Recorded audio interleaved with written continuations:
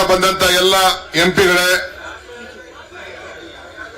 ಎಲ್ಲ ನನ್ನ ಶಾಸಕ ಮಿತ್ರರೇ, ವಿಧಾನಸಭೆ ಹಾಗೂ ವಿಧಾನ ಪರಿಷತ್ ಕೆಲವು ಮಾಜಿ ಶಾಸಕರು, ಮಾಜಿ ಮಂತ್ರಿ, ಮಾಜಿ ಲೋಕಸಭಾ ಸದಸ್ಯರು ಕೂಡ ಬಹಳ ಆಸಕ್ತಿಯಿಂದ ತಾವೆಲ್ಲ ಬಂದಿದ್ದೀರಿ. ಇದೊಂದು ಕರ್ನಾಟಕ ರಾಜ್ಯದ ಇತಿಹಾಸದಲ್ಲಿ ಒಂದು ಐತಿಹಾಸಿಕವಾದಂತ ದಿನ. ನಾನು ಆಗಾಗ ಹೇಳ್ತಾ ಇದ್ದೀನಿ, ಮನುಷ್ಯ ಹುಟ್ಟದ ಮೇಲೆ ಯಾವ್ದಾದ್ರು ಒಂದು ಸಾಕ್ಷಿ ಗುಡ್ಡೆ ಬಿಟ್ಟು ಹೋಗ್ಬೇಕು ಅಂತೇಳಿ ಈ ಹೋರಾಟ, ಈ ಧ್ವನಿ ಒಂದು ಕರ್ನಾಟಕ ರಾಜ್ಯದ ಇತಿಹಾಸದಲ್ಲಿ ಮುಂದಿನ ಪೀಳಿಗೆಗೆ ಒಂದು ಸಾಕ್ಷಿ ಗುಡ್ಡೆ ಬಿಟ್ಟು ಹೋಗ್ತಾ ಇದೆ ಅನ್ನೋದನ್ನ ಹೇಳಲಿಕ್ಕೆ ನನಗೆ ಬಹಳ ಸಂತೋಷ ಆಗ್ತಾ ಇದೆ. ಇವತ್ತು ಈ ಕರ್ನಾಟಕ ರಾಜ್ಯದ ಜನತೆ, ನಾನು, ನೀವು, ಮುಖ್ಯಮಂತ್ರಿಗಳು ಇಲ್ಲಿ ಬಂದು ಕೂತಿಲ್ಲ. ಇಡೀ ರಾಜ್ಯದ ಜನತೆ ಏನು ನಮ್ಗೆ ಆಶೀರ್ವಾದ ಮಾಡಿ 136 ಸೀಟನ್ನು ಕೊಟ್ಟಿದ್ದಾರೆ. ಇಬ್ಬರು ಪಕ್ಷೇತರವಾಗಿ ನಮಗೆ ಪಕ್ಷಕ್ಕೆ ಬೆಂಬಲವನ್ನು ವ್ಯಕ್ತಪಡಿಸಿದ್ದಾರೆ. ಎಲ್ಲ ಸೇರಿ ರೈತ ಸಂಘದ ನಮ್ಮ ಅಸೋಸಿಯೇಟ್ ಮೆಂಬರು ಸೇರಿ, ಪುರ್ಸಾಂಗೌಡರು ಸೇರಿ, ಲತಾ ಸೇರಿ 138 ಶಾಸಕರು ಕೂಡ ಇವತ್ತು ಇಲ್ಲಿ ಕೂತಿ ಆ ರಾಜ್ಯದ ಜನತೆ ಪರವಾಗಿ ಧ್ವನಿಯನ್ನ ಇವತ್ತು ಎತ್ತಕ್ಕೆ ನಾವಿಲ್ಲಿ ಕೂತಿದ್ದೇವೆ. ನಮ್ಮ ರಕ್ತ, ನಮ್ಮ ಬೆವರು, ನಮ್ಮ ತೆರಿಗೆ, ನಮ್ಮ ಹಕ್ಕು, ಜಸ್ಟಿಸ್ ಫಾರ್ ಕರ್ನಾಟಕ. ನಮ್ಮ ತೆರಿಗೆ, ನಮ್ಮ ಪಾಲನ್ನ ಕೇಳಲಿಕ್ಕೆ ಇವತ್ತು ನಾವು ಇಲ್ಲಿ ನಿಂತಿದ್ದೇವೆ. ಇವತ್ತು ನಾನು ಹೆಚ್ಚಿಗೆ ನಾನು ಮಾತಾಡ್ಲಿಕ್ಕೆ ಹೋಗೋದಿಲ್ಲ. ಎಲ್ಲ ಅನೇಕ ನಾಯಕರುಗಳೆಲ್ಲ ಅವರವರ ವ್ಯಾಖ್ಯಾನವನ್ನ ಮಾಡೋರಿದ್ದಾರೆ. ನಾನು ಇವತ್ತು ಎಲ್ಲ ಕರ್ನಾಟಕ ರಾಜ್ಯದ ಪರವಾಗಿ ಸುಮಾರು 1000 ಜನ ಕನ್ನಡಿಗರು, ಲಕ್ಷಾಂತರ ಜನ ಕನ್ನಡಿಗರು ಇವತ್ತು ಅವರ ಧ್ವನಿಯನ್ನ ನಮ್ಮ ಪರವಾಗಿ ಎತ್ತಿ ಏನು ನಮ್ಮ ಹೋರಾಟ ಇದೆ ಆ ಹೋರಾಟಕ್ಕೆ ಬೆಂಬಲವನ್ನು ಕೊಡ್ತಾ ಇದ್ದಾರೆ. ಆ ಹೋರಾಟಕ್ಕೆ ಪ್ರತಿನಿಧಿಯಾಗಿ ಬಂದಂತ ನೀವು ಶಾಸಕರೇನಿದ್ದೀರಿ, ಮಂತ್ರಿಗಳೇನಿದ್ದೀರಿ, ಎಂಪಿಗಳೇನಿದ್ದೀರಿ, ಕರ್ನಾಟಕ ಸರ್ಕಾರದ ಪರವಾಗಿ, ಮುಖ್ಯಮಂತ್ರಿಗಳ ಪರವಾಗಿ ನಿಮ್ಮೆಲ್ಲರೂ ಕೂಡ 1 ಕೋಟಿ ನಮಸ್ಕಾರಗಳನ್ನ ಕರ್ನಾಟಕ ಜನತೆ ಪರವಾಗಿ ಅರ್ಪಿಸಲಿಕ್ಕೆ ನಾನು ಬಯಸ್ತಾ ಇದ್ದೇನೆ.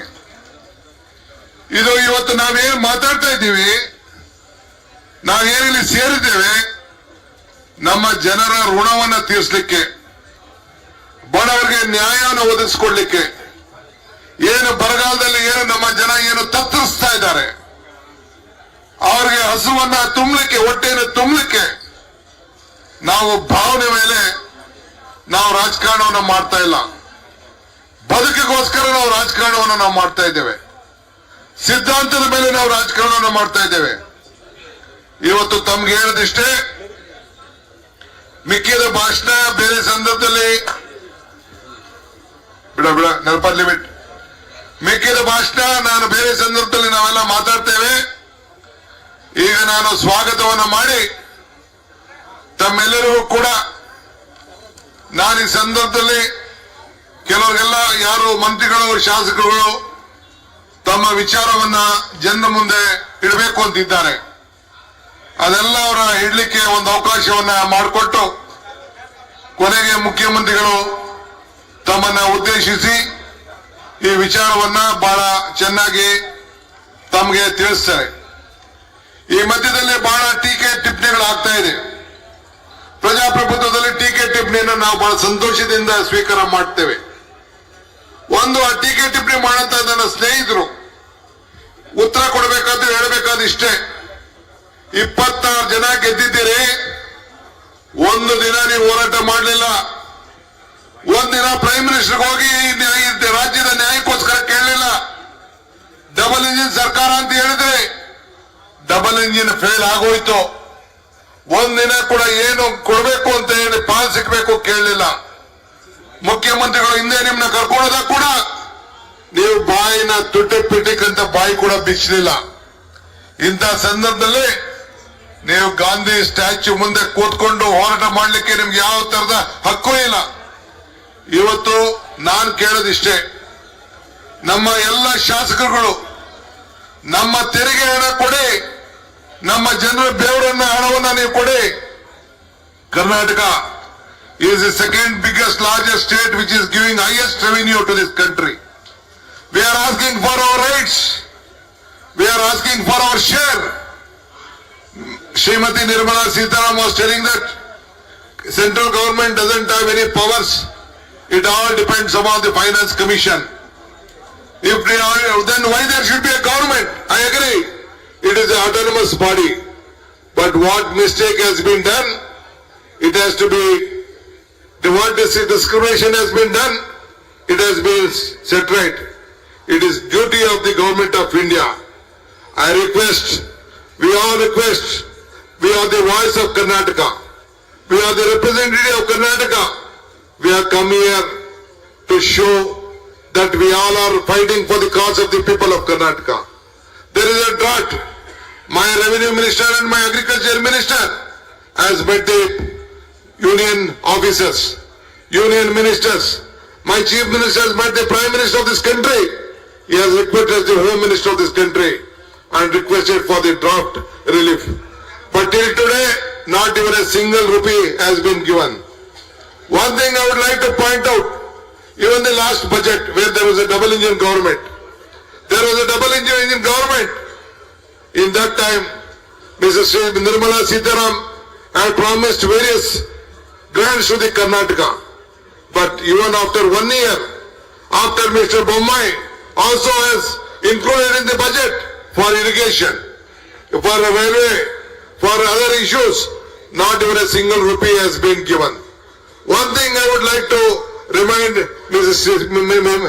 Nirmala Sitharaman, who is representing from Karnataka, one small speech which she had done in the budget speech, I would like to recall that speech and rest my friends will take it.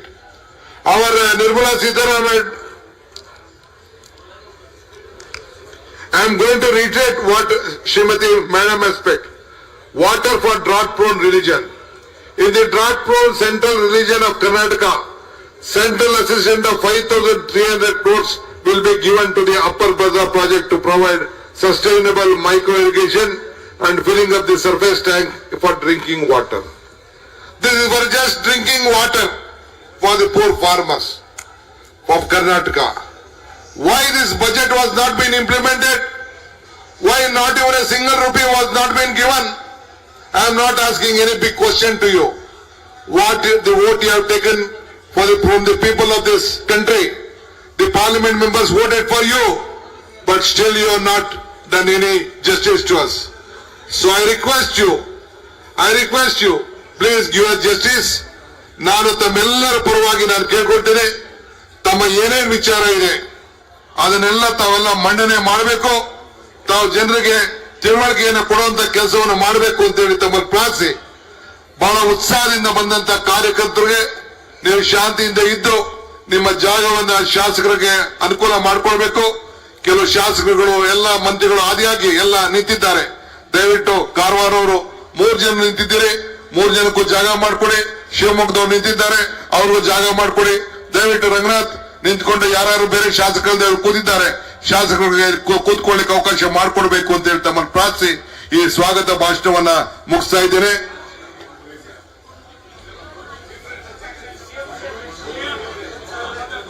ನೀವೇ ಮಾತಾಡ್ತೀರಾ?